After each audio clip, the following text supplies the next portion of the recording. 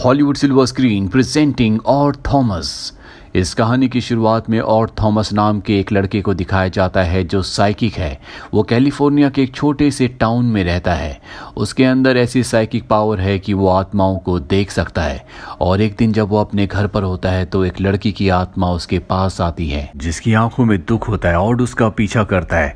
वो उसे एक आदमी के पास ले जाती है और जब ऑड उसके सामने जाता है तो वो आत्मा उसे हाथ लगाती है, जिसके बाद ऑड को समझ में आ जाता है इस आदमी ने इस लड़की की जिसकी आत्मा ने उसे छुआ है उसकी इज्जत लूटी थी और उसे मार दिया था। और उसका पीछा करता और उसे पकड़कर पुलिस चीफ के हवाले कर देता है।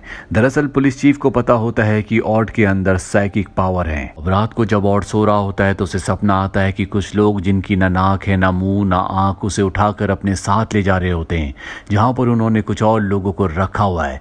तभी एक आदमी आता और सबको मार देता है और उसकी नींद खुल जाती है। उसे समझ नहीं आता कि वो आदमी जिसने सबको मारा था वो कौन है। अगले दिन ऑड अपने रेस्टोरेंट जाता है जहां पर वो काम करता है। वहां पर पुलिस चीफ भी होते हैं और तभी वहां पर एक आदमी आता है जो बहुत अजीब बिहेव कर रहा होता है। ऑड को उसके चारों तरफ बहुत सारी शैतानी आत्माएं दिखती हैं। सिर्फ ऑड ही उन्हें देख सकता है। और इस तरह की क्रीचर्स का, इस तरह की आत्माओं का दिखने का मतलब ये है कि उस इंसान की बहुत जल्दी बहुत बुरी तरह से मृत्यु होने वाली है। ऑड उसका पीछा करना शुरू कर देता है। तभी उसकी दोस्त आती है और बताती है कि मैंने रात को सपना देखा जिसमें मेरी और मेरे दोस्त की मृत्यु हो गई और ये सपना वैसे ही होता है जैसे ऑड ने देखा था। पर ऑड इस वक्त उस आदमी का पीछा कर रहा होता है। वो आदमी अपने घर जाता है और कुछ ही देर बाद घर से निकल जाता है। उसके घर से निकलने के बाद ऑड उसके घर के अंदर जाता है जहाँ घर की हालत बहुत ज्यादा खराब होती है। जब वो ड्रॉर खोलता है तो वहां पर टाउन के हर एक इंसान की फाइल होती है। कैलेंडर पर भी हर एक तारीख पर कुछ ना कुछ लिखा होता है, लेकिन उस कैलेंडर में 15 तारीख का पेज फटा हुआ होता है जिससे समझ जाता है कि 15 तारीख को कुछ ना कुछ होने वाला है। तभी उसे सामने एक दरवाजा दिखता है जहां से उसे अजीब सी आवाजें आती हैं। जब वो उस दरवाजे के अंदर जाता है तो वहां पर बहुत सारे पक्षी कैद होते हैं। वहां पर एक आउल भी होता है और तभी दीवार पर एक होल होना शुरू हो जाता है। उसके अंदर ऑड अपना हाथ डालता है और वो होल बहुत बड़ा हो जाता है जिसके अंदर वो फंस जाता है। दरअसल ये नर्क का यानी कि हेल का रास्ता है जहां से बहुत सारी हेल की आत्माएं हमारी दुनिया में आना शुरू हो जाती है। और किसी तरह से यहाँ से भागकर सीधा पुलिस चीफ के पास जाता है और उस आदमी की फाइल देता है जिसके घर वो गया था। दरअसल उसका नाम वो फंगस रखता है। पुलिस चीफ को ऑड पर विश्वास होता है क्योंकि ऑड की मदद से उन्होंने बहुत सारे केसेस को सॉल्व किया था। और अब पुलिस चीफ उस आदमी की यानी कि फंगस की फाइल को, उसकी डिटेल को चेक करते हैं, लेकिन उसका कोई भी क्रिमिनल रिकॉर्ड नहीं होता। दरअसल ऑड का ये मानना होता है कि वो जरूर कुछ ना कुछ बड़ा करने वाला है, इसीलिए फंगस का क्रिमिनल रिकॉर्ड ना होने के बाद भी पुलिस चीफ ऑड के कहने पर एक डिटेक्टिव उसके पीछे लगा देते हैं।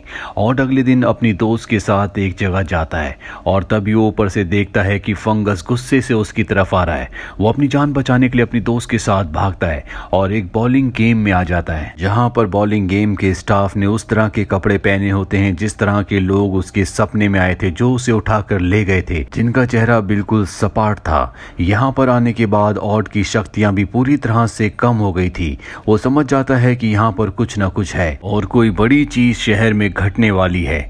इसीलिए अब ऑड अपनी दोस्त के साथ अपनी उस दूसरी दोस्त के घर जाता है जिसे उसी तरह का सपना आया था जिस तरह का ऑड को आया था। ऑड उसके सपने के बारे में पूरी डिटेल से पूछता है, जिसके बाद वो कहता है कि तुम्हें यहाँ से जाना होगा, तुम्हें और तुम्हारी बेटी की जान को खतरा है, तुम्हें अपनी मॉम के घर चले जाना चाहिए, लेकिन इस बारे में तुम उन्हें भी मत बताना। और इसके बाद वो ऊपर के कमरे में जाता है जहाँ पर उसकी बेटियां होती है।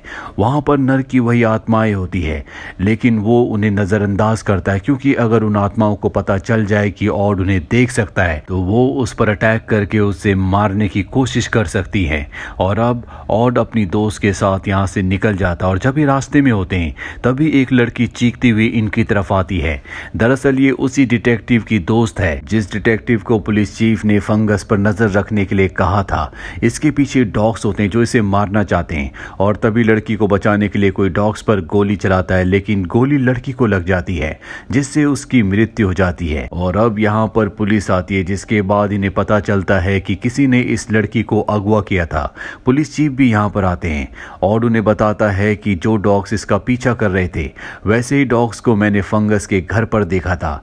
यानी कि अब पूरा का पूरा शक फंगस के ऊपर जाता है। पुलिस चीफ और उसकी दोस्त को घर जाने के लिए कहते हैं और वहां से निकलने से पहले पुलिस चीफ को एक बड़ा लॉकेट देता और कहता है कि आप इसे हमेशा पहन कर रखना। इसके बाद वो अपनी दोस्त को घर छोड़कर वापस अपने घर आ जाता है जहां उसे कमरे में एक रिवॉल्वर दिखती है। साथ ही बाथटब में फंगस की बॉडी होती है यानी कि उसकी मृत्यु हो चुकी है, उसे किसी ने मार दिया। इस बारे में वो पुलिस को नहीं बताता। उसे लगता है कि फंगस को उन लोगों ने मारा है जो कल शहर में कुछ बड़ा करने वाले हैं, क्योंकि कल 15 तारीख होती है। इसीलिए वो उसकी बॉडी को एक मिल में रखकर शहर की तरफ वापस आता है जहां पर उसे हर जगह नर्क की यानी कि हेल की आत्माएं दिखती है। इसका मतलब यह है कि कल बहुत बड़ी तबाही होने वाली है। वहीं पुलिस चीफ के घर पर आकर कोई उन्हें गोली मारकर निकल जाता है और उन्हें जब हॉस्पिटल मिलने जाता है तो पुलिस चीफ की पत्नी उसे अपने गले से लगा लेती है और कहती है कि जो लॉकेट तुमने उन्हें दिया था गोलियां उन पर लगी जिससे उनकी जान बच गई और वो बहुत बुरी तरह से जख्मी हो गए होते हैं। और अब और किसी भी तरह से सबूत इकट्ठा करना चाहता है कि कल क्या होने वाला है, इसीलिए वो फंगस के घर जाता है और उसके कंप्यूटर की हिस्ट्री चेक करता है जिससे उसे पता चलता है कि फंगस काले जादू के बारे में बहुत कुछ इंटरनेट पर पढ़ रहा था। साथ ही उसे एक गाड़ी और बॉम्ब की इंफॉर्मेशन भी मिलती है। अब जब वो सब कर रहा होता है तभी उसे किचन से कुछ आवाज आती है और जब वो किचन में जाता है फ्रिज खोलता है तो फ्रिज के पास ही उसे फंगस की आत्मा दिखती है जो उस पर बहुत गुस्सा होती है। फंगस की आत्मा उस पर हमला कर देती है लेकिन वो किसी तरह से अपनी जान बचाकर खिड़की से कूदकर भाग जाता है। लेकिन ऑड ने उसके जिस्म पर एक टैटू पढ़ लिया होता है जिस पर लिखा होता है POD यानी कि प्रिंस ऑफ डार्कनेस, और जिसकी बॉडी में भी ये टैटू है वो शैतान का पुजारी है। और उसने और उसकी दोस्त ने ऐसे ही एक टैटू एक सीनियर पुलिस ऑफिसर के हाथ पर भी देखा है जिससे ऑड समझ जाता है कि वो सीनियर पुलिस ऑफिसर फंगस का साथी है। और जब पहली बार ऑड ने पुलिस चीफ को फंगस के बारे में बताया था तो वो पुलिस ऑफिसर भी वहीं पर था, जिसके बाद उसने फंगस को मार दिया ताकि इनके प्लान को कोई भी रोक ना सके। दरअसल इनका प्लान ये होता है कि फंगस के घर से ये नर्क का यानी कि हेल का दरवाजा खोलना चाहते हैं जहां से बहुत सारी शैतानी ताकतें हमारी दुनिया में आ जाएंगी। अब अगली सुबह ऑड अपनी दोस्त के पास जाता और कहता है कि तुम शहर छोड़कर चली जाओ क्योंकि आज 15 तारीख है, लेकिन वो मना कर देती है। वो कहती है कि अगर तुम इस शहर में रहोगे तो मैं भी यहीं रहूंगी। इसके बाद ऑड अपने ऑफिस जाता है जहां पर वो देखता है कि यहाँ सब लोगों को किसी ने मार दिया है। तभी वो देखता है कि एक पुलिस ऑफिसर ने नकाब पहना है। वो समझ जाता है कि ये वो सीनियर पुलिस ऑफिसर है जिसके हाथ में POD यानी कि प्रिंस ऑफ डार्कनेस लिखा है जो फंगस का साथी है। वो बेसबॉल से उस पर हमला करता है और जब उसका नकाब हटाता है तो ये सीनियर पुलिस ऑफिसर नहीं होता बल्कि वो डिटेक्टिव होता है जिसको फंगस के पीछे उस पर नजर रखने के लिए रखा गया था, यानी कि ये भी उसी का साथी था। और अब वो सीनियर पुलिस ऑफिसर की तलाश में निकल पड़ता है ताकि वो उसे रोक सके। वो एक जगह पहुंचता है जहां पर बहुत सारे लोग होते हैं। यहाँ पर उसे अपनी वो दोस्त भी मिलती है जिसे उसने अपनी बेटियों के साथ यहाँ से निकल जाने के लिए कहा था। दरअसल अब भी वो शहर में होती है और कहता है कि तुम यहाँ से निकल जाओ नहीं तो तुम्हारा सपना जो तुमने देखा था वो सच हो जाएगा। और अब अपने चारों तरफ ध्यान से देखता है जहां पर वो सब चीजें होती है जो उसने अपने सपने में देखी थी। बॉलिंग गेम का स्टाफ यहाँ बैठा होता है, टीवी पर मैच चल रहा होता है, साथ ही फव्वारे से पानी आ रहा होता है। और इससे पहले कि ऑड सबको यहाँ से जाने के लिए कहता है एक आदमी आकर गोलियां चलाना शुरू कर देता है। सबके सब लोग भागना शुरू कर देते हैं लेकिन ये एक मॉल है, मॉल के सभी दरवाजे बंद है इसीलिए सब अंदर फंस जाते हैं। ऑड के पास जो गन होती है उस गन से वो उस नकाबपोश की तरफ भागता है और तभी हेल की बहुत सारी सोल्स उसे रोकना शुरू कर देती है। दरअसल इन सोल्स को शुरू से पता था कि ऑड इन्हें देख सकता है।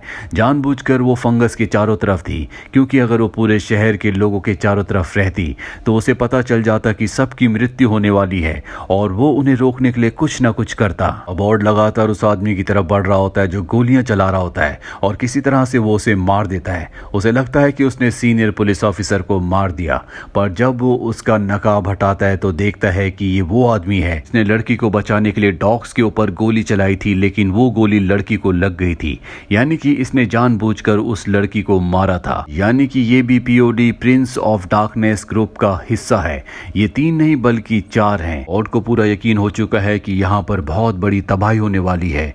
तभी उस लड़की की आत्मा आती है जिसके पीछे डॉग्स पड़े थे और वो ऑड को एक तरफ इशारा करती है है और जब उस तरफ जाता है तो वहाँ पर एक गाड़ी होती है जिसके अंदर बहुत सारे बॉम्ब्स हैं, यानी कि इन बॉम्ब्स को ब्लास्ट करके यहाँ पर सबको मारने का प्लान बनाया गया है। इस बॉम्ब में टाइमर लगा होता है और इस वक्त मॉल में शहर के आधे लोग होते हैं क्योंकि ये वीकेंड का टाइम है और अब ऑड किसी भी तरह से इस वैन को यहाँ से ले जाना चाहता है। ऑड के इस प्लान को यहाँ पर एक हेल की सोल जो कि एक बुरी आत्मा है वो सुन लेती है।